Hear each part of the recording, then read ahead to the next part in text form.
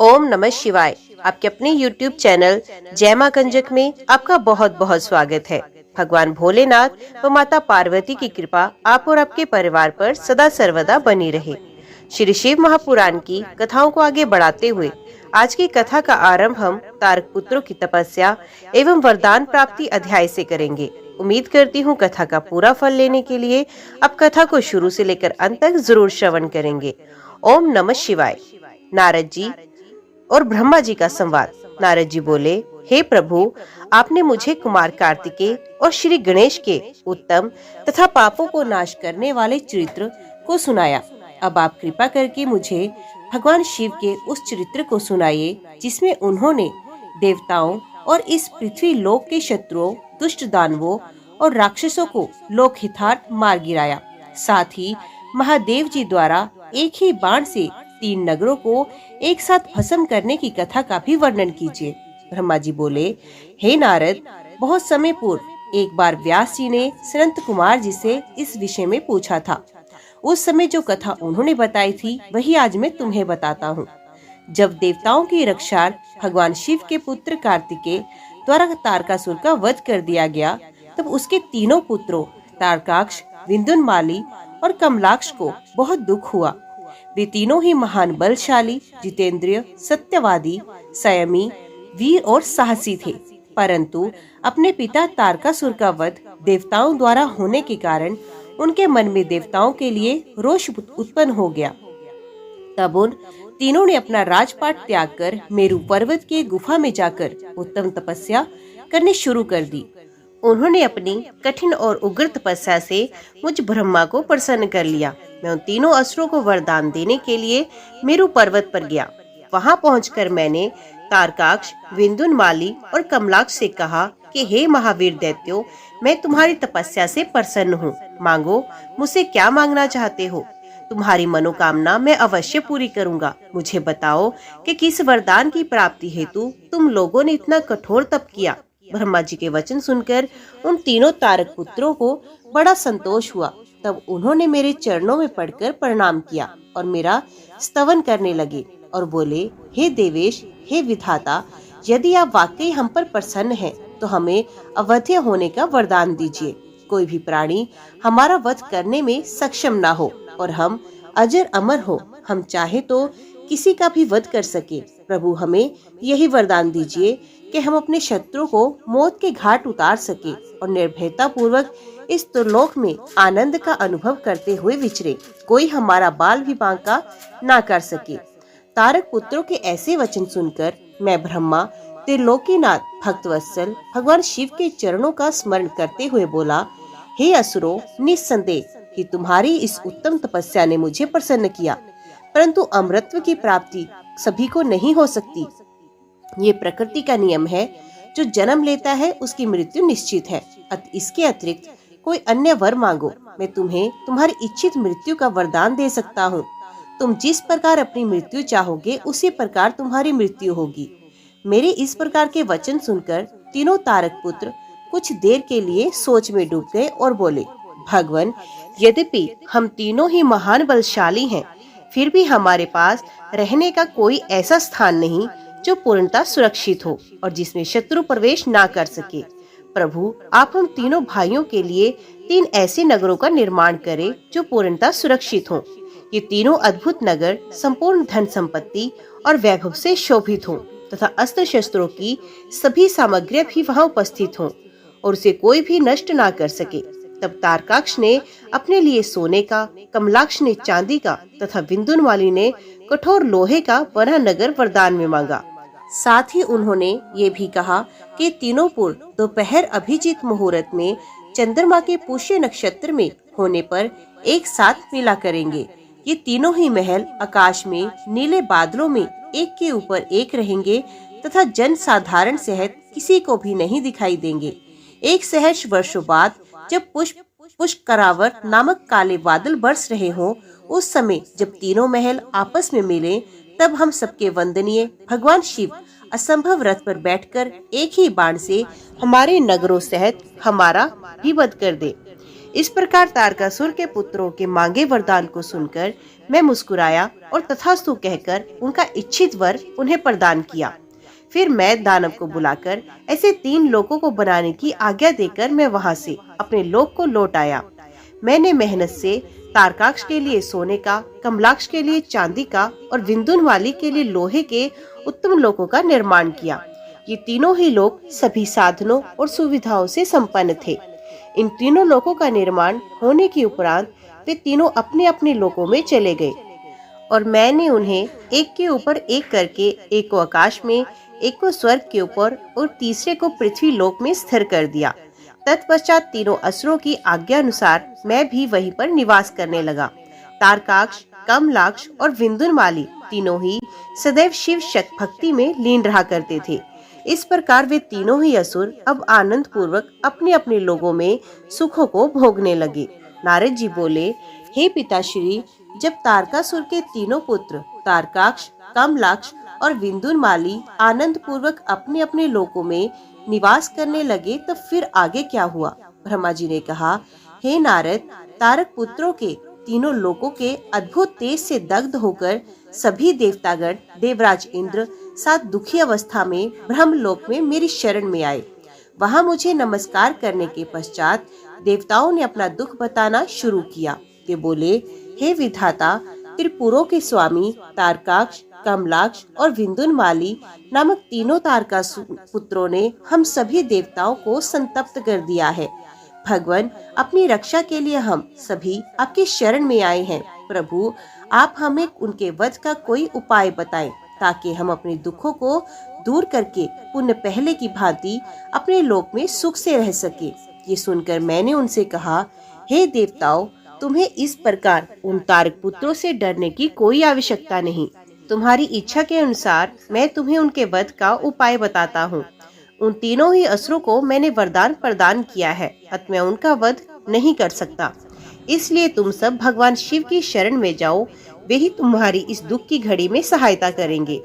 तुम उनके पास जाकर उन्हें प्रसन्न करो।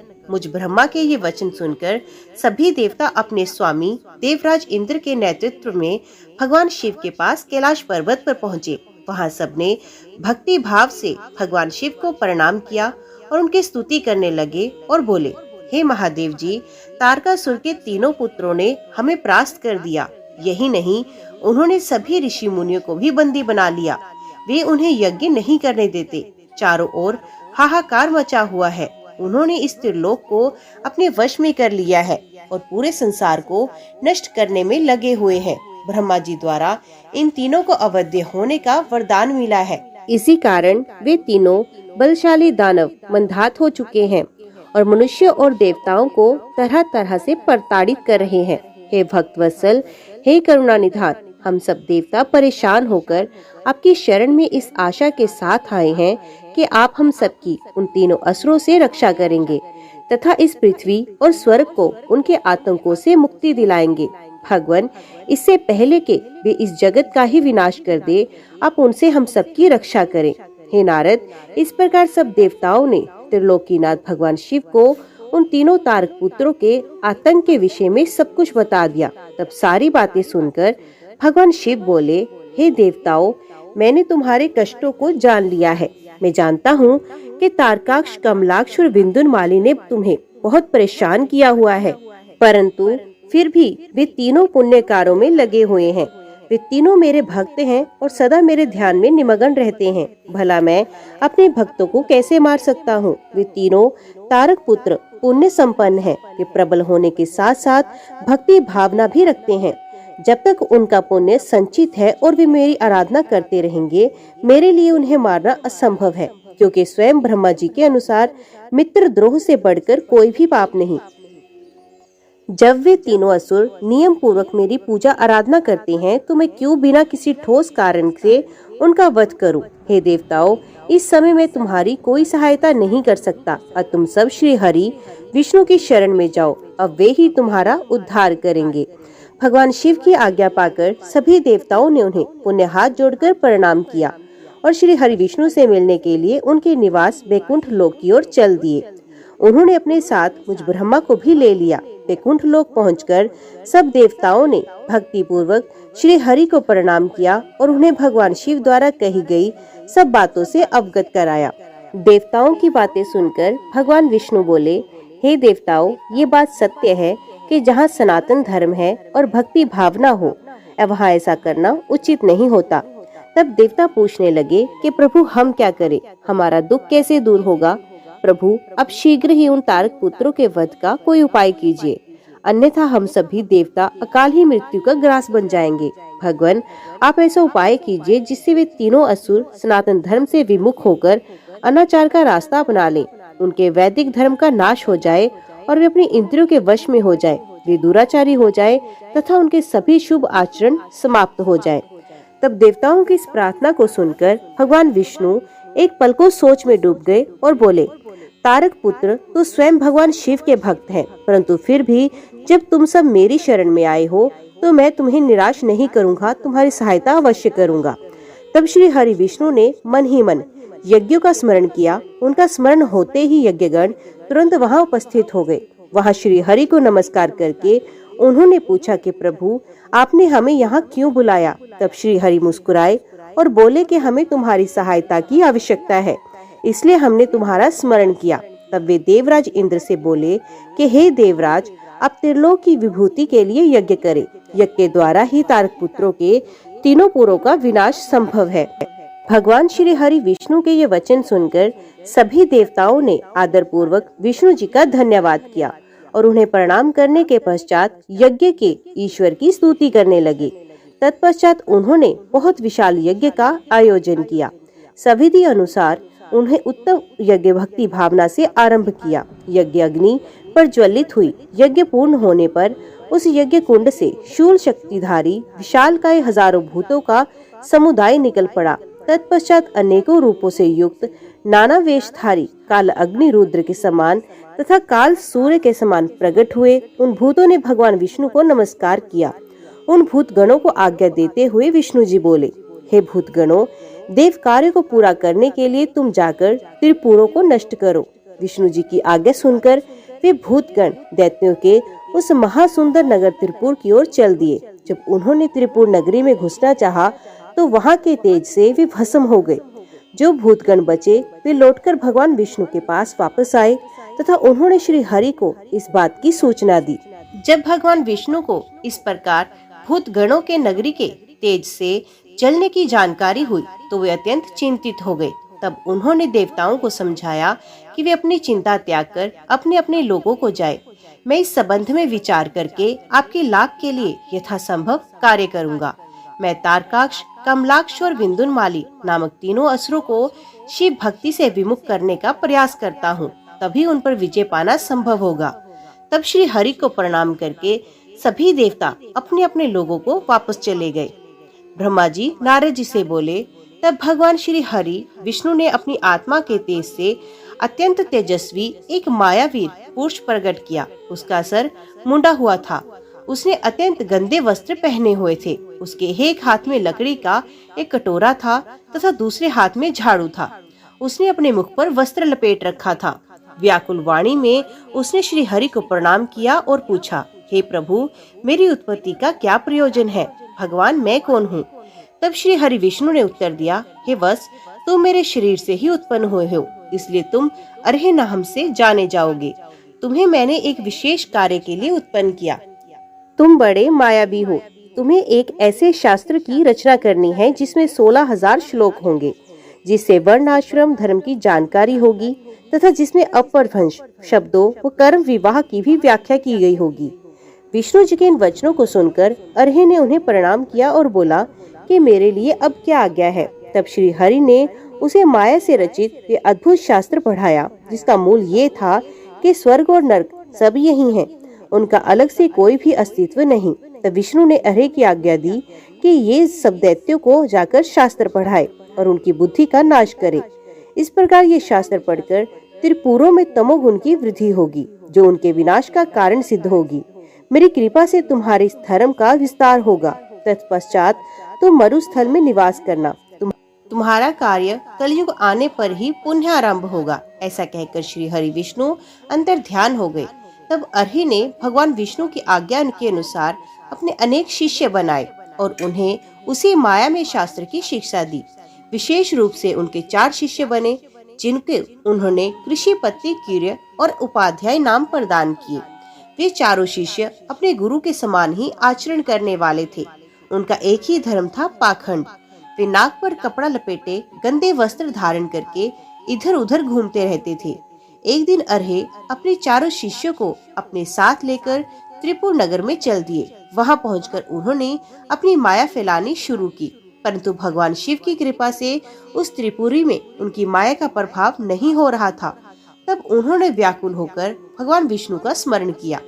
भगवान विष्णु ने अलौकिक गति से सभी बातें जान ली। भगवान शिव का ध्यान करते हुए विष्णु जी ने, हे नारद, तब तुम्हारा स्मरण किया। अपने स्वामी के स्मरण करते ही तुम तत्काल उनकी सेवा में उपस्थित हो गए। उन्हें प्रणाम करके तुमने याद करने का कारण पूछा। तब श्री हरि ने तुम्हें आज्ञा प्रदान की कि तुम अर्ही और उसके शिष्यों को साथ लेकर त्रिपुर नगरी में प्रवेश करो और वहां के निवासियों को मोहित करके उन्हें माया से ओतप्रोत उस शस्त्र की शिक्षा प्रदान करो। अपने आराध्य भगवान श्री हरि की आज्ञा शिरोधारी कर तुम उन पाखंडी ब्राह्मणों को साथ लेकर त्रिपुर नगरी की ओर चल दिए। वहां जाकर तुम तारकाक्ष, कमलाक्ष और विंदुन वाली नामक त्रिपुर स्वामियों से मिले तथा उनसे उस माया में शास्त्र की प्रशंसा करने लगे। तुमने उन्हें बताया कि तुम इसी शास्त्र से शिक्षा ग्रहण करते हो। ये बात जानकर उन त्रिपुर स्वामियों को बड़ा आश्चर्य हुआ और वे उस माया में शास्त्र की माया से मोहित होने लगे। तब उन्होंने अर्ही को अपना गुरु बना लिया और उनसे दीक्षा लेने लगे। ये देखकर त्रिपुर के अन्य निवासी भी उन मायावी शिष्यों एवं उनके गुरु से शिक्षा ग्रहण करने लगे। नारद जी ने पूछा, हे ब्रह्मदेव, उन तीनों महाबलशाली दैत्यराजों के उन मायावी और पाखंडी अर्ही और उनके शिष्यों द्वारा शिक्षा ग्रहण होने पर वहाँ क्या हुआ? उन मायावी पुरुषों ने क्या किया? कृपया मुझे बताइए। नारद जी का प्रश्न सुनकर ब्रह्मा जी बोले, हे नारद, जब त्रिपुर के राजा ही उस माया में शास्त्र द्वारा दीक्षित हो गए तो वहाँ की जनता क्यों नहीं होती? अर्ही ने कहा, मेरा ज्ञान वेदांत का सार है। ये अनादि काल से चला आ रहा है। इसमें कर्ता कर्म नहीं है। आत्मा के देह अर्थात शरीर से जितने भी बंधन है वे सब ईश्वर के ही हैं। ईश्वर के समान कोई भी ना तो शक्तिशाली है ना ही सामर्थ्यवान। ब्रह्मा, विष्णु और महेश सब अहीन ही कहे जाते हैं। समय आने पर ये तीनों ही लीन हो जाते हैं। आत्मा एक है। मृत्यु सभी के लिए सत्य है। मृत्यु शाश्वत है और सबके लिए निश्चित है। इसलिए हमें कभी भी हिंसा नहीं करनी चाहिए और सदा ही अहिंसा के मार्ग पर चलना चाहिए। अहिंसा ही परम धर्म है। किसी को दुख पहुंचाना महापाप है। इसलिए हमें कभी भी कमजोर और निर्बलों को नहीं सताना चाहिए। दूसरों को क्षमा करना ही सबसे बड़ा गुण है। इसलिए सदा अहिंसा का मार्ग अपनाना चाहिए। हिंसा और लड़ाई झगड़े का मार्ग हमें नरक की ओर ले जाता है। इसलिए किसी को डराओ धमकाओ मत। सदैव विनम्रता का आचरण करो। भूखों को भोजन दो, रोगियों की औषधि और छात्रों को विद्या का दान करो। भक्ति के साथ उपासना करो। आडंबरों की कोई आवश्यकता नहीं होती। मन को शुद्ध रखो तथा 12 स्थानों की पूजा करो, जिनमें 5 कर्म इंद्रियां, 5 ज्ञान इंद्रियां तथा मन व बुद्धि सम्मिलित है। इसी धरा पर ही स्वर्ग और नरक दोनों स्थित हैं। अतः अनावश्यक रूप से उनकी कामना मन में लेकर अपने को कष्ट देना पूर्णत गलत है। शांति और सुखपूर्वक मरना ही मोक्ष की प्राप्ति है। स्वर्ग की प्राप्ति की इच्छा मन में लेकर हवन की अग्नि में तिल, घी और पशु की बलि देना कहाँ की मानवता। इस प्रकार उन असुर राजाओं को अपना जीवन दर्शन सुनाकर अर्ही उस पुर के निवासियों से बोले कि मनुष्य को सुखपूर्वक निवास करना चाहिए। आनंद ही ब्रह्म है और परम ब्रह्म की प्राप्ति सिर्फ एक कल्पना। तभी कहता हूँ कि जब तक आपका शरीर स्वस्थ और समृद्ध है, अपने सुख का मार्ग ढूंढकर उसका अनुसरण करो, अन्यथा शीघ्र ही तुम पर बुढ़ापा आ जाएगा और तुम्हारा शरीर नष्ट हो जाएगा। इसलिए ज्ञानियों को स्वयं अपने सुख की खोज करनी चाहिए। मेरी इस बात का समर्थन वेद भी करते हैं। मनुष्य को जाति पाति के बंधनों में फंसकर कभी किसी को कम नहीं समझना चाहिए। सृष्टि के आरंभ में ब्रह्मा जी की उत्पत्ति हुई। उनके दक्ष और मरीचि नामक 2 पुत्र हुए। मरीचि के पुत्र कश्यप जी ने दक्ष की 13 कन्याओं से विवाह किया। फिर प्रजापति के मुख, बाहु, उरु, जंगा और चरण से वर्ण उत्पन्न हुए, ऐसा कहा जाता है। परंतु ये सभी बातें गलत जान पड़ती हैं, क्योंकि एक ही शरीर से जन्म लेने वाले सभी पुत्र भिन्न भिन्न रूप वाले कैसे हो सकते हैं। इसलिए वर्ण भेद को अनुचित मानना चाहिए। ब्रह्मा जी बोले, इस प्रकार उन अर्ही नामक धर्मात्मा ने अपने भाषण द्वारा तारकाक्ष, कमलाक्ष और विंध्योन्माली नामक तीनों असुरों के निवासियों को वेद मार्ग से विमुख कर दिया। साथ ही उन्होंने पतिव्रता स्त्रियों के पतिव्रता धर्म और पुरुषों के जितेंद्र धर्म को अस्वीकार कर दिया। उन्होंने धर्म, यज्ञ, तीर्थ, श्रद्धा और धर्म शास्त्रों का भी खंडन किया। विशेष रूप से उन्होंने भगवान शिव की पूजा न करने के लिए सभी को प्रोत्साहित किया और सब देवताओं के पूजन और आराधना को व्यर्थ बताया। इस प्रकार उन अर्ही ने पुर के वासियों को अपने झूठे धर्म और पाखंड से मोहित कर दिया। इस प्रकार वहाँ अधर्म फैल गया। तत्पश्चात भगवान श्री हरि विष्णु की माया से देवी महालक्ष्मी भी उन त्रिपुरों में अपना अनादर देख उस स्थान को त्याग कर चली गई। व्यास जी ने पूछा, हे सनंत कुमार जी, जब उन त्रिपुर स्वामियों की बुद्धि उनकी प्रजा सहित मोहित हो गई, तब क्या हुआ? कौन सी घटना घटी?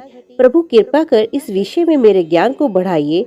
तब व्यास जी के प्रश्न का उत्तर देते हुए सनंत कुमार जी बोले, हे महर्षि, जब उन तीनों पुरों का मुख पूर्व दिशा की ओर हो गया और तारकाक्ष, कमलाक्ष और विंध्योन्माली नामक दैत्यों ने भगवान शिव का पूजन और अर्चन छोड़ दिया, तब उनके राज्य में चारों ओर दुराचार फैल गया। उस समय भगवान विष्णु और ब्रह्मा जी सभी देवताओं के साथ भगवान शिव की स्तुति करने कैलाश पर्वत पर गए। वहां पहुंचकर उन्होंने शिव जी को साष्टांग प्रणाम किया। तत्पश्चात देवता बोले, हे देवादिदेव, हे करुणानिधान, आप सभी जीवों के आत्म स्वरूप, कल्याण करने वाले और अपने भक्तों की पीड़ा हरने वाले हैं। गले में नीला चिन्ह होने के कारण आप नीलकंठ कहलाते हैं। हम हाथ जोड़कर आपको प्रणाम करते हैं। आप सब प्राणियों एवं देवताओं के लिए वंदनीय हैं तथा सबकी बाधाओं और विपत्तियों को दूर करते हैं। भगवान आप ही रजोगुण, सतोगुण और तमोगुण के आश्रय से ब्रह्मा, विष्णु और महेश के अवतार धारण कर जगत की सृष्टि, पालन और संहार करते हैं। आप ही अपने भक्तों को इस भव सागर से पार कराने वाले हैं। वेद आपके परब्रह्म स्वरूप और तत्व रूप का वर्णन करते हैं। आप सर्वव्यापी, सर्वात्मा और इन तीनों लोगों के अधिपति हैं। आप सूर्य से भी अधिक तेजस्वी और दीप्तिमान हैं। हम आपको नमस्कार करते हैं। आप ही इस प्रकृति के प्रवर्तक हैं तथा सब प्राणियों के शरीर में रहते हैं। ऐसे परमेश्वर को हम प्रणाम करते हैं। हे शिव शंभु, तारकाक्ष, कमलाक्ष और विंध्योन्माली नामक त्रिपुर स्वामियों ने हम देवताओं को अनेकों प्रकार से परेशान कर प्रताड़ित किया है। वे देवताओं का विनाश करने के लिए उन्मुख हैं। हे प्रभु, हम आपकी शरण में आए हैं। भगवान, उन असुरों का विनाश करके हमारी रक्षा कीजिए। उस समय तीनों असुरों ने धर्म मार्ग का छोड़ दिया और नास्तिक शास्त्र का पालन कर रहे हैं। आपकी इच्छा के अनुरूप तारकाक्ष, कमलाक्ष और विंध्योन्माली तीनों धर्म कर्म से विमुख हो गए।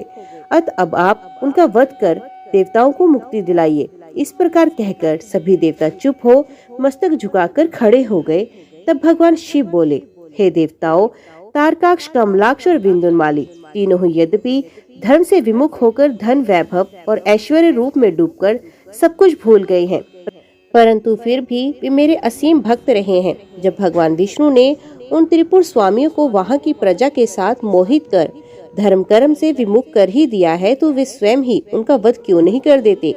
शिव जी के ये वचन सुनकर ब्रह्मा जी बोले, हे परमेश्वर, आप भक्त वत्सल हैं। पाप आपसे कोसों दूर भागता है। प्रभु, आपकी आज्ञा के बिना इस जगत में पत्ता तक नहीं हिलता। भगवान, आपकी इच्छा के अनुरूप ही विष्णु जी ने उन सबको मोहित कर पथ भ्रष्ट किया है। अब आप उन त्रिपुर स्वामियों का वध करके इस जगत का उद्धार कीजिए। प्रभु, आप तो इस जगत का आधार है। हम सब आपके सेवक हैं और आपकी आज्ञा के अनुसार कार्य को पूरा करते हैं। आप सम्राट और हम आपकी प्रजा हैं। ब्रह्मा जी के इन वचनों को सुनकर भगवान शिव प्रसन्न होकर बोले, हे ब्राह्मण, आप मुझे देवताओं का सम्राट कह रहे हैं, पर आप ऐसा कैसे कह सकते हैं, जबकि आप जानते हैं मेरे पास ना कोई दिव्य रथ है, ना कोई सारथी। फिर भला मैं कैसे उन सर्व सुविधा संपन्न त्रिपुर स्वामियों को युद्ध में परास्त कर पाऊंगा?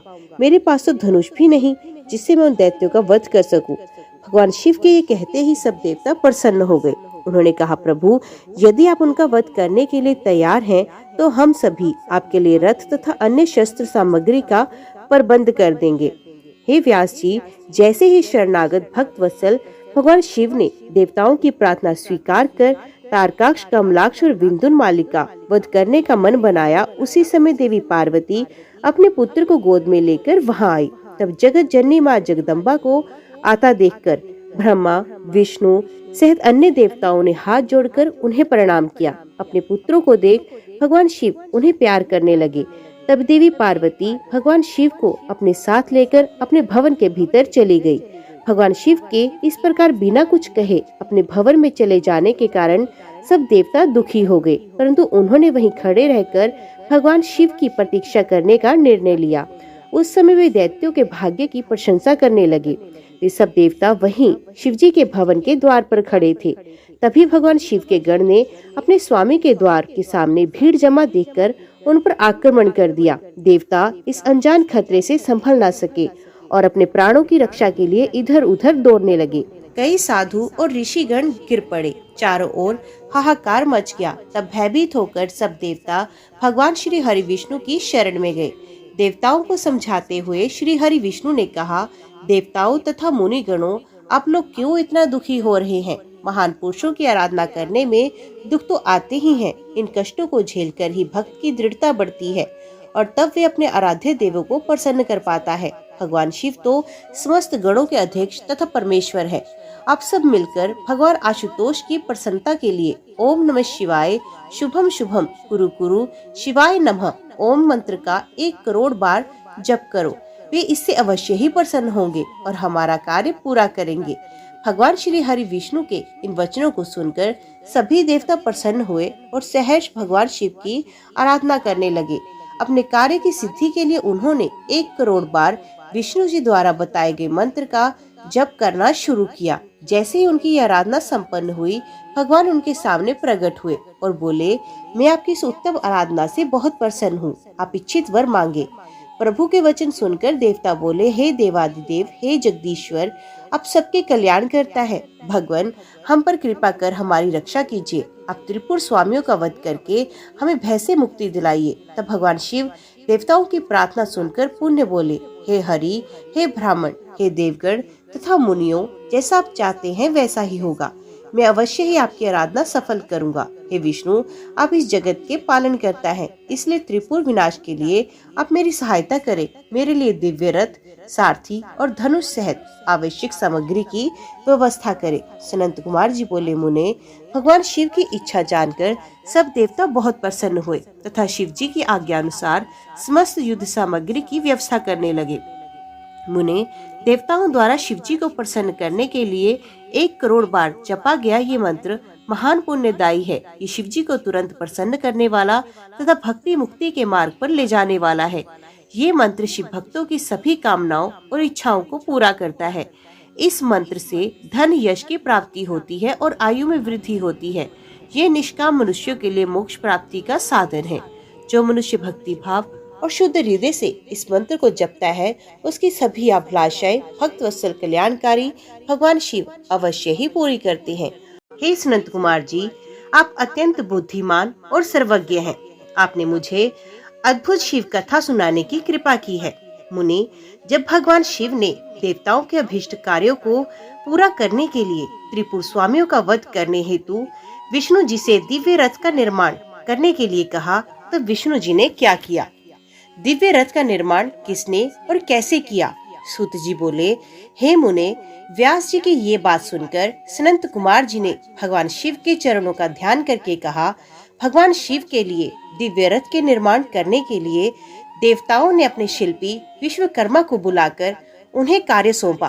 तब भगवान शिव के अनुरूप ही विश्वकर्मा ने उनके लिए रथ का निर्माण भी किया। उस रथ के समान कोई दूसरा रथ नहीं था। वे दिव्य रथ सोने का बना हुआ था। उस रथ के दाएं पहिए में सूर्य और बाएं पहिए में चंद्रमा लगे हुए थे। सूर्य के पहिए में 12 अर्रे लगे हुए थे, जो कि 12 महीनों का प्रतिनिधित्व कर रहे थे। चंद्रमा के पहिए में लगे 16 अर्रे चंद्रमा की 16 कलाओं का प्रदर्शन कर रहे थे। ब्रह्मांड में विद्यमान अश्विनी आदि 27 नक्षत्र उस रथ के पीछे के भाग की शोभा बढ़ा रहे थे। 6 ऋतु सूर्य और चंद्रमा के बने पहियों की धुरी बनी। अंतरिक्ष के आगे का भाग और मंदलाचल पर्वत उस रथ में बैठने का स्थान तथा समतसर रथ का वेग बनकर उसे गति प्रदान करने लगा। इंद्रियां उस दिव्य रथ को चारों ओर से सुसज्जित किए हुए थी तथा श्रद्धा रथ की चाल बनी। वेदों के अंग, रथ के भूषण तथा पुराण, न्याय, मीमांसा तथा धर्मशास्त्र आदि रथ की शोभा बढ़ाने लगे। महान तीर्थ पुष्कर दिव्य रथ की ध्वजा पताका बनकर फहराने लगा। विशाल समुद्रों ने रथ के बाहरी भाग का निर्माण किया। गंगा, यमुना आदि पवित्र नदियां स्त्री रूप धारण कर रथ में चवर डुलाने लगी। स्वयं ब्रह्मा जी उस दिव्य रथ में सारथी बनकर भगवान शिव की सेवा में उपस्थित हुए तथा ओंकार उनके रथ का चाबुक बना। आकार विशाल छत्र बनकर रथ को शोभित करने लगे। भगवान शिव के धनुष का निर्माण करने हेतु शैलराज हिमालय स्वयं धनुष बने तो नागराज उस धनुष के लिए प्रत्यंचा बने। देवी सरस्वती धनुष की घंटा और भगवान श्री हरि बाण बने और अग्निदेव ने बाण की नोक में अपनी शक्ति डाल दी। ऋग्वेद, सामवेद, यजुर्वेद अथवा अथर्ववेद उस दिव्य रथ में घोड़े बनकर जुट गए। वायुदेव बाजा बजाने लगे। उस दिव्य रथ में इस ब्रह्मांड की हर वस्तु उपयोगिता बढ़ा रही थी। इस प्रकार देवताओं के शिल्पी विश्वकर्मा ने उस उत्तम दिव्य रथ का निर्माण किया। हे महर्षि, भगवान शिव के लिए बनाया गया वे दिव्य रथ अनेकानेक आश्चर्यों से युक्त था। विश्वकर्मा द्वारा बनाया गया वे रथ ब्रह्मा जी ने भगवान शिव को समर्पित किया। तत्पश्चात श्री हरि, विष्णु, ब्रह्मा जी और सभी देवता एवं ऋषि मुनि कल्याणकारी भगवान शिव की प्रार्थना करने लगे। उन्होंने भगवान शिव को दिव्य रथ पर आरूढ़ किया। स्वयं ब्रह्मा जी उस रथ के सारथी बने। भगवान शिव के रथ पर आरूढ़ होते ही चारों दिशाओं में मंगल गान होने लगे, पुष्प वर्षा होने लगी। ब्रह्मा जी ने सर्वेश्वर शिव की आज्ञा लेकर रथ को आगे बढ़ाया। वे उत्तम दिव्य रथ भगवान शिव को लेकर विद्युत की गति से आकाश में उड़ने लगा। जब भगवान शिव का वे दिव्य रथ तेजी से आकाश मार्ग से होता हुआ उन त्रिपुरों की ओर जा रहा था, तो बीच मार्ग में ही कल्याणकारी देवादिदेव भगवान शिव ब्रह्मा जी से बोले, हे विधाता, तारकाक्ष, कमलाक्ष और विंध्युनमाली नामक परम बलशाली राक्षसों का वध करने के लिए मुझे उनके समान ही शक्ति चाहिए। वे तीनों असुर पहले मेरे परम भक्त थे, परंतु श्री हरि की माया से मोहित होकर उन्होंने भक्ति मार्ग को त्याग दिया। अब उन त्रिपुर स्वामियों में तामसिक प्रवृत्ति बढ़ गई है, पशुत्व बढ़ गया है। अतः उन तीनों दैत्यों का संहार करने के लिए मुझे भी पशुओं किसी शक्ति की आवश्यकता होगी। अतः आप सब देवता पशुत्व की वृद्धि करने हेतु पशुओं का आधिपत्य मुझे प्रदान करें, तभी उन असुरों का वध हो पाएगा। भगवान शिव के इस प्रकार के वचन सुनकर सभी देवता चिंतित हो गए और सोच में डूब गए। पशुत्व की बात सुनकर उनका मन अप्रसन्न हो गया। देवताओं को सोच में देखकर भक्त वत्सल भगवान शिव को स्थिति समझने में देर न लगी। वे देवताओं की चिंता तुरंत समझ गए और देवताओं से भगवान शिव ने कहा, देवताओं, इस प्रकार दुखी मत हो। मैं तुम्हारे दुख का कारण समझ गया हूँ। तुम लोग ये कदापि मत सोचो कि पशुत्व से तुम्हारा पतन हो जाएगा। मैं तुम्हें पशुत्व से मुक्ति का मार्ग भी बताता हूँ। हे देवताओं, जो भी पवित्र मन और स्वच्छ निर्मल हृदय एवं उत्तम भक्ति भावना से दिव्य पाशुपत व्रत को पूरा करेंगे, वे सदा सदा के लिए पशुत्व से मुक्त हो जाएंगे। तुम्हारे अतिरिक्त जो मनुष्य भी पाशुपत व्रत का पालन करेंगे, उन्हें भी पशुत्व से मुक्ति मिल जाएगी। हे देवताओं, नित्य ब्रह्मचर्य का पालन करते हुए 12, 6 अथवा 3 वर्षों तक पाशुपत व्रत का पालन करने से सभी मनुष्यों एवं देवताओं को पशुत्व से हमेशा के लिए मुक्ति मिल जाएगी तथा मोक्ष की प्राप्ति होगी, उसका कल्याण होगा, क्योंकि पाशुपत व्रत परम कल्याणकारी है। भगवान शिव के इन वचनों को सुनकर ब्रह्मा जी, श्री हरि, विष्णु एवं सभी देवी देवता बहुत प्रसन्न हुए और देवादिदेव भक्त वत्सल भगवान शिव की जय जयकार करने लगे। तब सब देवता प्रसन्नता पूर्वक अपने अभीष्ट कार्य की सिद्धि के लिए पशु बन गए। तभी से सदाशिव पशुपति नाम से विख्यात हुए। उनका पशुपति नाम अत्यंत कल्याणकारी एवं अभीष्ट सिद्धि देने वाला है। उस समय भगवान शिव के स्वरूप को देखकर सभी देवता एवं ऋषिगण बहुत प्रसन्न हुए। तत्पश्चात भगवान शिव ने अन्य देवताओं के साथ त्रिपुरों की ओर प्रस्थान किया। उस समय सारे देवता अपने हाथों में हल, मूसल, भुषंडी और अनेक प्रकार के अस्त्र शस्त्र धारण करके हाथी, घोड़े, सिंह, रथ और बैलों पर सवार होकर चल दिए। भगवान शिव की जय जयकार करते हुए वे आगे बढ़ते जा रहे थे। आकाश से उन पर फूलों की वर्षा हो रही थी। कल्याणकारी भगवान शिव के साथ उनके केश विक्तवास, महाकेश, महाज्वर, सोमवल्ली, स्वर्ण, सोमप, सनक, सोमध्रक, सूर्यवर्चा, सूर्य प्रेक्षण, सूर्याक्ष, सूर्यनामा, सुरसुंदर, प्रभस्कंद, कुंदर, चंडकंपन, अतिकंपन, इंद्र, इंद्रजय, यंता, हिमकर, शताक्ष, पंचाक्ष, सहस्राक्ष, महोदर, सतीजहु, शताशय, रंक, कर्पूर पुतन, त्रिश्वक, त्रिशिक, अहंकार कारक, अजवक्त्र, अष्टवक्त्र, हैवक्त्र, अर्धवक्त्र आदि महावीर बलशाली गणाध्यक्ष उनको घेर कर चल रहे थे। इस प्रकार देवादिदेव भगवान शिव शंकर के साथ ब्रह्मा जी, श्री हरि विष्णु, देवराज इंद्र सहित अनेकों देवता, ऋषि मुनि, साधु संत भी अपने अपने वाहनों पर आरूढ़ होकर त्रिपुरों के स्वामियों व त्रिपुरों का संहार देखने हेतु उनके साथ साथ चल दिए।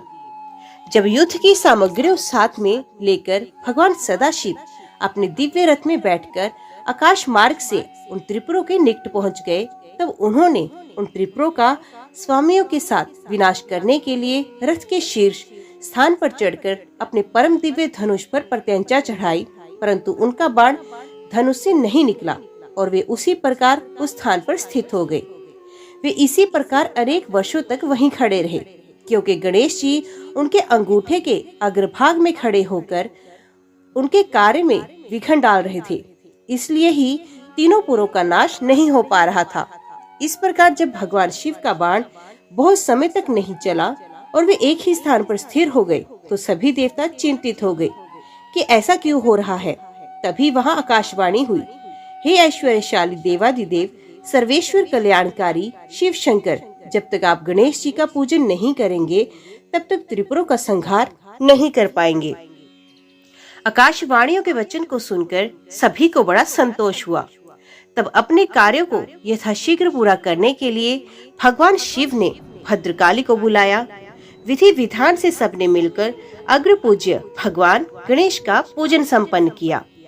पूजन संपन्न होते ही विघ्न विनाशक गणपति प्रसन्न होकर उनके मार्ग से हट गए और उन्होंने कार्य में आने वाले सभी विघ्नों को दूर किया।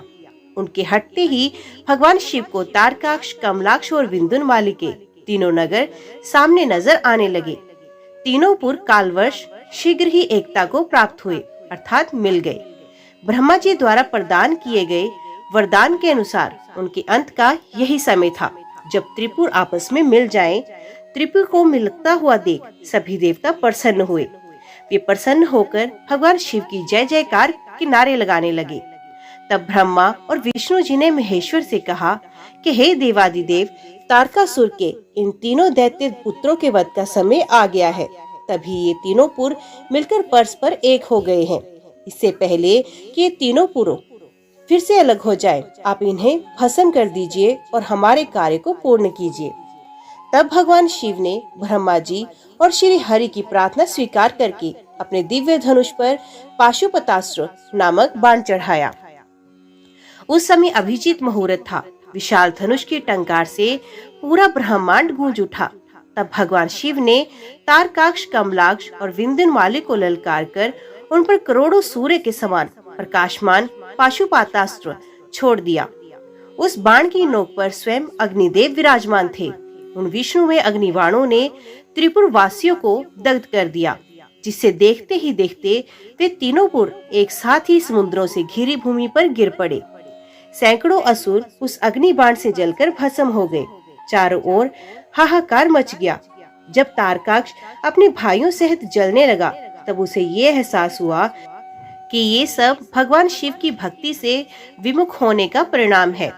तब उसने मन ही मन अपने आराध्य भगवान शिव का स्मरण किया और रोने लगा। तारकाक्ष बोला, हे भक्तवत्सल, कृपा निधान, करुणा निधान भगवान शिव, ये तो हम जानते ही हैं कि आप हमें भस्म किए बिना नहीं छोड़ेंगे। फिर भी प्रभु, हम आपकी कृपा चाहते हैं। अतः आप हम पर प्रसन्न होइए। भगवान, जो मृत्यु असुरों के लिए दुर्लभ है, वे हमें आपकी कृपा से प्राप्त हुई। प्रभु, बस अब हमारी आपसे सिर्फ एक यही प्रार्थना है कि हमारी बुद्धि जन्म जन्मांतर तक आप में ही लगी रहे। ये कहकर वे सभी दानव उस भीषण अग्नि में जलकर भस्म हो गए। भगवान शिव की आज्ञा से उन पूरों के बालक, वृद्ध, स्त्रियां, पुरुष, पेड़ पौधे आदि सभी जीव जंतु भी अग्नि की भेंट चढ़ गए। उस भीषण अग्नि ने स्थावर जंगम आदि सभी को पल भर में राख करके ढेर में बदल दिया। पाशुपतास्त्र से प्रज्वलित अग्नि में सभी जलकर भस्म हो गए। परंतु भगवान शिव का भक्त मैं नामक दैत्य, जो असुरों का विश्वकर्मा था और जो देवों का विरोधी भी नहीं था, भगवान शिव के तेज से सुरक्षित बच गया। इस प्रकार जिन दैत्यों या प्राणियों का किसी भी स्थिति में मन धर्म के मार्ग से विचलित नहीं होता है, उनका पतन किसी भी स्थिति में किसी के द्वारा नहीं होता है। इसलिए सज्जन पुरुषों को सदैव अच्छे कर्म ही करने चाहिए। दूसरे की निंदा करने वाले का सदा ही विनाश होता है। अतः हम सभी को पर निंदा से बचना चाहिए और अपने बंधु बांधवों के साथ इस जगत के स्वामी भगवान शिव की आराधना में तन्मय होकर लगे रहना चाहिए। व्यास जी बोले, हे सनंत कुमार जी, आप परम शिव भक्त हैं और ब्रह्मा जी के पुत्र हैं। आप मुझे अब ये बताइए कि जब त्रिपुर नष्ट हो गए तब देवताओं ने क्या किया? मैं कहाँ चला गया? भगवान, इन बातों के बारे में सविस्तार मुझे बताएं। व्यास जी का प्रश्न सुनकर सृष्टिकर्ता भगवान ब्रह्मा के पुत्र सनंत कुमार जी बोले, हे महर्षि, जब भगवान शिव ने त्रिपुरों को उनके स्वामियों के साथ जलाकर भस्म कर दिया, तब सभी देवता बहुत प्रसन्न हुए, क्योंकि उन्हें अपने संकट और भय से मुक्ति मिल गई थी। परंतु जब सब देवताओं ने त्रिलोकीनाथ भगवान शिव की ओर देखा तो अत्यंत भयभीत हो गए। उस समय भगवान शिव ने रौद्र रूप धारण कर रखा था। वे करोड़ों सूर्यों के तेज के समान प्रकाशित हो रहे थे। उनके दिव्य तेज से सारी दिशाएं आलोकित हो रही थी। भगवान के इस रौद्र और प्रलयंकारी रूप को देखकर कोई भी उनसे कुछ कहने का साहस नहीं जुटा पाया। सब नतमस्तक होकर खड़े हो गए। यहाँ तक कि श्रीहरि और ब्रह्मा जी भी शिव जी के इस रूप को देखकर आतंकित हो गए थे। कोई भी भगवान शिव के सम्मुख मुंह नहीं खोल पाया। देवसेना को इस प्रकार भयग्रस्त देखकर ऋषियों ने हाथ जोड़कर भगवान शिव को प्रणाम किया। ब्रह्मा जी, श्री हरि विष्णु, देवराज इंद्र सहित सभी देवता और ऋषि मुनि भक्तवत्सल कल्याणकारी भगवान शिव की स्तुति करने लगे। इस प्रकार सबको अपनी स्तुति में मगन देखकर भगवान शिव का क्रोध शांत हो गया और वे पहले की भांति अपने सरल सौम्य रूप में आ गए और बोले, हे ब्रह्मा जी, हे विष्णु और सभी देवताओं, मैं तुम्हारी स्तुति से बहुत प्रसन्न हूँ। तुम अपनी इच्छा अनुसार वर मांगो, मैं तुम्हारी इच्छाओं को अवश्य ही पूरा करूँगा। भगवान शिव के इन वचनों को सुनकर देवता बहुत प्रसन्न हुए और बोले, हे देवादिदेव करुणानिधान भगवान शिव, यदि आप हम पर प्रसन्न हैं और हमें कोई वर प्रदान करना चाहते हैं तो प्रभु हमें ये वर दीजिए कि जब जब हम पर कोई भी संकट आएगा आप हमारी सहायता करेंगे। जब ब्रह्मा जी, श्री विष्णु जी और देवताओं ने भगवान शिव से ये प्रार्थना की, तब शिव जी ने प्रसन्नता पूर्वक कहा, तथास्तु, अर्थात ऐसा ही होगा। ऐसा कहकर भगवान शिव ने देवताओं के अभीष्ट फल को उन्हें प्रदान किया। व्यास जी ने पूछा, हे महाबुद्धिमान सनंत कुमार जी, जब ब्रह्मा, श्री हरि विष्णु एवं सभी देवताओं ने भगवान शिव की स्तुति की, तब वे प्रसन्न हुए और उन्होंने देवताओं को विपत्ति के समय उनकी सहायता करने का वचन दिया। उसी समय भगवान शिव को प्रसन्न देखकर मैं नामक दानव, जो कि त्रिपुर की अग्नि में भस्म होने से बच गया था, उनके सामने आकर हाथ जोड़कर खड़ा हो गया। तत्पश्चात मैंने निर्मल स्वच्छ हृदय से करुणानिधान भगवान शिव की स्तुति करनी आरंभ की। उसने भगवान शिव के चरण पकड़ लिए। मैंने भगवान शिव से कहा, हे करुणानिधान भक्तवत्सल भगवान शिव, मैं आपकी शरण में आया हूँ, अतएव आप मेरी रक्षा कीजिए। इस प्रकार मैंने प्रभु की बहुत स्तुति की। उसकी ऐसी भक्तिमयी स्तुति को देखकर भगवान शिव प्रसन्न हो गए और बोले, हे दानव श्रेष्ठ, तुम अपनी परेशानियां भूल जाओ और अपने कष्टों का त्याग कर दो। मैं तुम पर प्रसन्न हूँ, तुम्हारी जो इच्छा हो मांग लो, मैं तुम्हारी इच्छा अवश्य पूर्ण करूँगा। भगवान शिव के ये वचन सुनकर मैं दानव की सभी चिंताएं दूर हो गई और उसके चेहरे पर जो भय था वे भी दूर हो गया। तब वे बोला, हे देवादिदेव, यदि आप मुझ पर प्रसन्न हैं और मुझे कुछ वरदान देना चाहते हैं तो मुझे अपनी शाश्वत भक्ति प्रदान कीजिए। मैं आपके मित्रों से सदैव मित्रता रखूं और आपके शत्रु मेरे भी शत्रु हो। मैं सभी प्राणियों से प्रेम और दया से मिलूं। मुझ में सदैव विनम्रता विद्यमान रहे। मुझ में कभी भी आसुरी प्रवृत्ति का उदय ना हो। मैं सदैव आपके चरणों का ध्यान करता रहूं। कोई भी मुझे मेरे भक्ति मार्ग से हटा ना सके। मैं दानव की इस प्रकार की प्रार्थना सुनकर भक्तवत्सल भगवान शिव प्रसन्न होकर बोले, तुम मेरे भक्त हो, इसलिए तुम में कभी कोई विकार नहीं आएगा। तुमने जो कुछ मांगा है वो तुम्हें अवश्य प्राप्त होगा। तुम सदैव मेरे अनन्य भक्त बने रहोगे तथा मेरी विशेष कृपा तुम पर रहेगी। अब मैं तुम्हें वितुल लोक जाने की आज्ञा प्रदान करता हूँ। तुम वहीं पर निर्भय होकर मेरी भक्ति में मगन रहो। भगवान शिव की आज्ञा मानकर मैं दानव वहां से सब देवताओं व अपने आराध्य भगवान शिव को प्रणाम कर वितल लोक चला गया।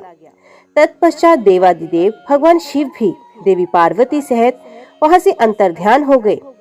त्रिलोकीनाथ भगवान शिव के वहां से अंतर्ध्यान होते ही उनके अभीष्ट कार्यों को पूरा करने के लिए उपलब्ध कराए गए साधन जैसे उनके धनुष, बाण, रथ आदि भी वहां से अदृश्य हो गए। तब वहां उपस्थित ब्रह्मा जी, श्री हरि विष्णु, देवराज इंद्र व अन्य सभी देवता व ऋषि मुनि भी हर्ष पूर्वक अपने आराध्य भगवान शिव का गुणगान करते अपने अपने लोकों को चले गए। भगवान शिव के इस रुद्र रूप का स्मरण करने से शत्रुओं का विनाश होता है। महर्षि जीव के सबसे भारी शत्रु और कोई नहीं, उसके मनोविकार ही तो हैं। इनके वशीभूत होकर जीव अपने लक्ष्य से भटककर नष्ट हो जाता है। ऐसा करके वे अपने इहलोक के साथ साथ परलोक को भी बिगाड़ता है। भगवान शिव आशुतोष हैं। उनकी लीलाओं को सुनने से समस्त पापों का नाश होता है और सभी अभीष्ट वस्तुओं की प्राप्ति होती है। महर्षि, इस प्रकार मैंने तुम्हें तारकाक्ष, कमलाक्ष और विंधुनमाली नामक तीनों महाअसुरों का संहार करने वाली भगवान शशि मौली शिव शंकर की लीलामयी कथा सुनाई है। व्यास जी बोले, हे ब्राह्मण, आपने मुझ पर बड़ी कृपा करके मुझे भगवान शिव के अनेक चित्रों का बताया है। अब मैं आपसे एक और कथा जानना चाहता हूँ। मैंने पूर्व में सुना था भगवान शिव ने जलंधर का वध किया। कृपया कर मुझे इस कथा के बारे में बताइए। सूत जी बोले, जब व्यास जी ने महामुनि से इस प्रकार पूछा तो सुनंत कुमार जी बोले, हे महामुने, एक बार की बात है कि देवगुरु बृहस्पति और देवराज इंद्र भगवान शिव के दर्शन करने के लिए कैलाश पर्वत पर गए।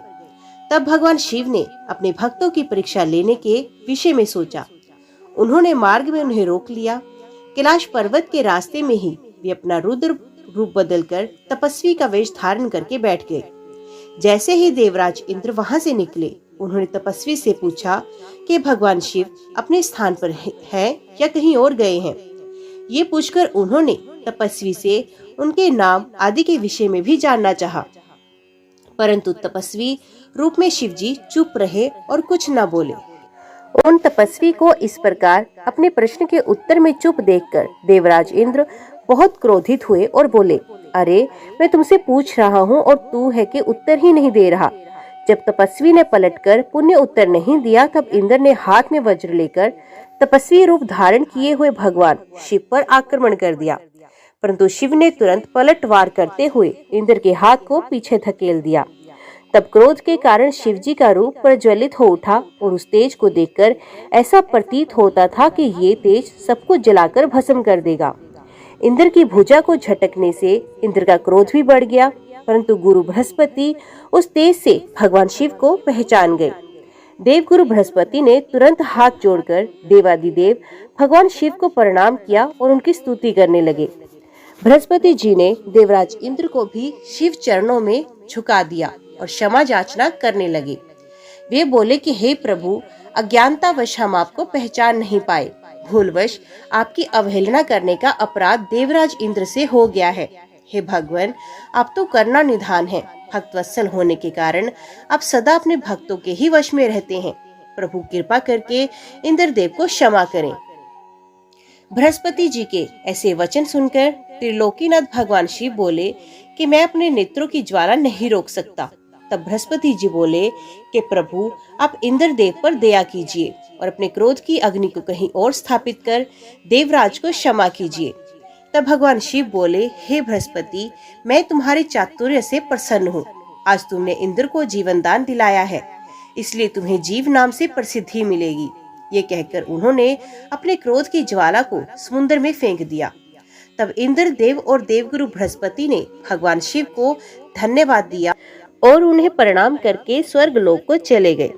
व्यास जी बोले, सनंत कुमार जी, जब भगवान शिव ने अपने क्रोध की ज्वाला समुद्र में प्रवाहित कर दी तब क्या हुआ? सनंत कुमार जी बोले, हे मुने, जब भगवान शिव ने अपना क्रोध समुद्र में डाल दिया तो क्रोध की वे ज्वाला बालक का रूप लेकर जोर जोर से रोने लगी। उस बालक के रोने की आवाज से सारा संसार भयभीत हो गया। पूरा संसार उसकी आवाज से व्याकुल था। तब सभी चिंतित होकर ब्रह्मा जी की शरण में गए। तब सब देवताओं ने सादर ब्रह्मा जी को प्रणाम किया और उनकी स्तुति करने लगी। तत्पश्चात बोले, हे ब्रह्मा जी, इस समय हम सभी पर बड़ा भारी संकट आन पड़ा है। प्रभु, आप तो सब कुछ जानते ही हैं। उस बालक ने जो समुद्र से उत्पन्न हुआ है, अपने भयंकर रुदन द्वारा पूरे संसार को आहित किया है। सभी भय से आतुर है। हे महायोगिन, आप उस बालक का संहार करके हमें भय मुक्त कराएं। देवताओं की इस प्रकार की प्रार्थना सुनकर ब्रह्मा जी अपने लोक से पृथ्वी लोक पर उतरकर उस समुद्र पर पहुँचे जहाँ वे बालक विद्यमान था। ब्रह्मा जी को अपने पास आता देखकर समुद्र ने भक्ति पूर्वक उन्हें प्रणाम किया और उस बालक को ब्रह्मा जी को सौंप दिया। तब ब्रह्मा जी ने आश्चर्यचकित होकर समुद्र देव से प्रश्न किया, ये बालक किसका है? ब्रह्मा जी के इस प्रश्न का उत्तर देते हुए समुद्र देव बोले कि भगवान, ये बालक गंगा सागर की उत्पत्ति स्थल पर प्रकट हुआ, परंतु मैं इस बालक के विषय में और कुछ नहीं जानता। इस प्रकार जब ब्रह्मा जी समुद्र से बातें कर रहे थे तब उस समय उस बालक ने ब्रह्मा जी के गले में हाथ डाल दिया और उनका गला जोर से दबा दिया, जिसकी पीड़ा स्वरूप उनकी आंखों से आंसू बहने लगे। तब ब्रह्मा जी ने यत्न पूर्वक उस बालक की पकड़ से अपने को मुक्त कराया और समुद्र से बोले कि तुम्हारे इस जातक पुत्र ने मेरे नेत्रों से जल निकाला है, अतः ये बालक जलंधर नाम से प्रसिद्ध होगा। उत्पन्न होते ही युवा हो जाने के कारण ये बालक महापराक्रमी, महाधीर जवान, महायोद्धा और रण दुर्मद होगा। ये बालक युद्ध में सदैव विजयी होगा, यहाँ तक कि ये भगवान श्री हरि विष्णु को भी जीत लेगा। ये बालक दैत्यों का अधिपति होगा। कोई भी मनुष्य या देवता इसका चाहकर भी कुछ नहीं बिगाड़ पाएगा। इसका संहार केवल त्रिलोकीनाथ भगवान शिव के द्वारा ही संभव है। ये कहकर ब्रह्मा जी ने असुरों के गुरु शुक्राचार्य को बुलाया और उनके हाथों से उस बालक को दैत्यों का राजा स्वीकार करते हुए उसका राज्याभिषेक करवाया। तत्पश्चात ब्रह्मा जी स्वयं वहां से अंतर ध्यान हो गए।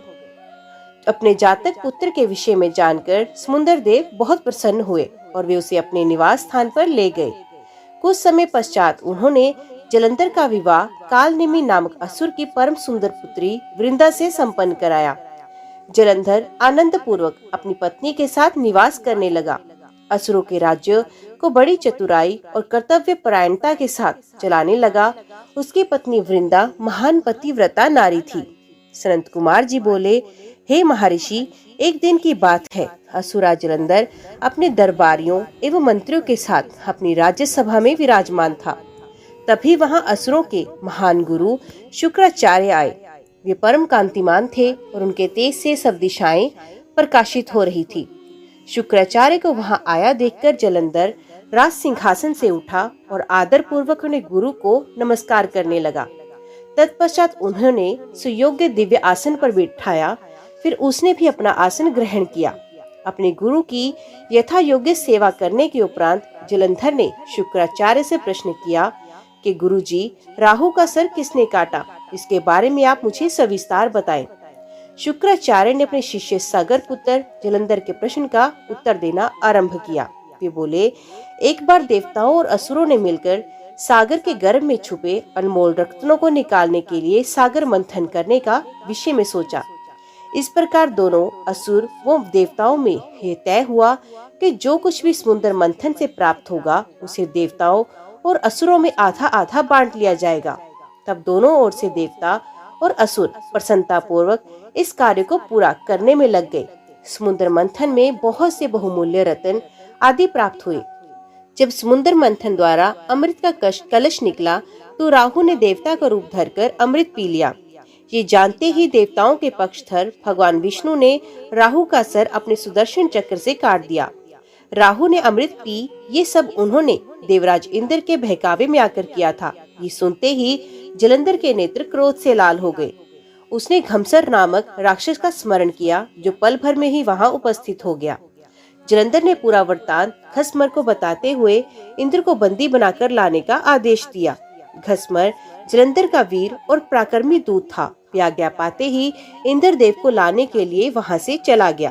देवराज इंद्र की सभा में पहुंचकर जलंधर के दूत ने अपने स्वामी का संदेश इंद्र को सुनाया। वे बोला कि तुमने मेरे स्वामी जलंधर के पिता समुद्र देव का मंथन करके उनके सभी रत्नों को ले लिया है। तुम वे सभी रत्न लेकर अपने अधीनस्थों के साथ मेरे स्वामी की शरण में चलो। घसमर के वचन सुनकर देवराज इंद्र अत्यंत क्रोधित हो गए और बोले कि उस सागर ने मुझसे डरकर अपने अंदर सभी रत्नों को छुपा लिया था।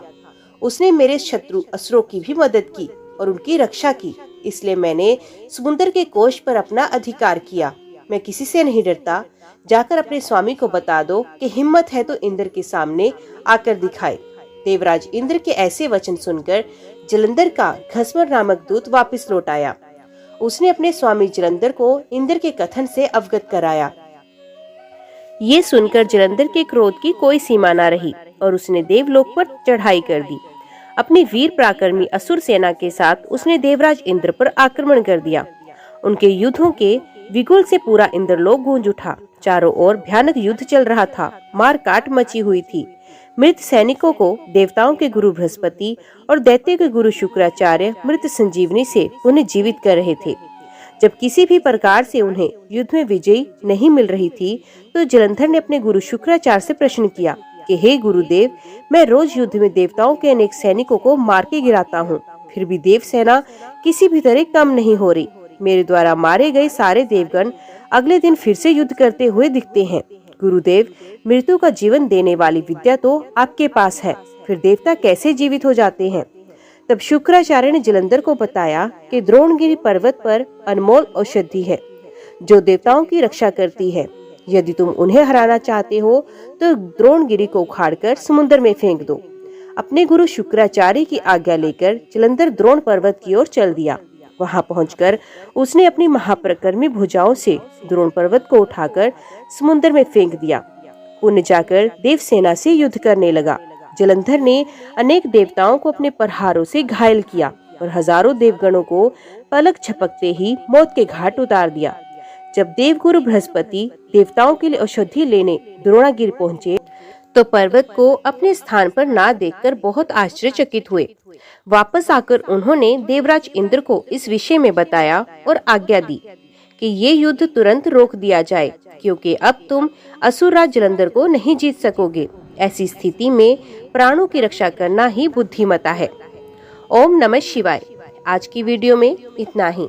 उम्मीद करती हूँ वीडियो आपको पसंद आई होगी। वीडियो पसंद आई हो तो वीडियो को लाइक और चैनल को सब्सक्राइब जरूर कीजिएगा।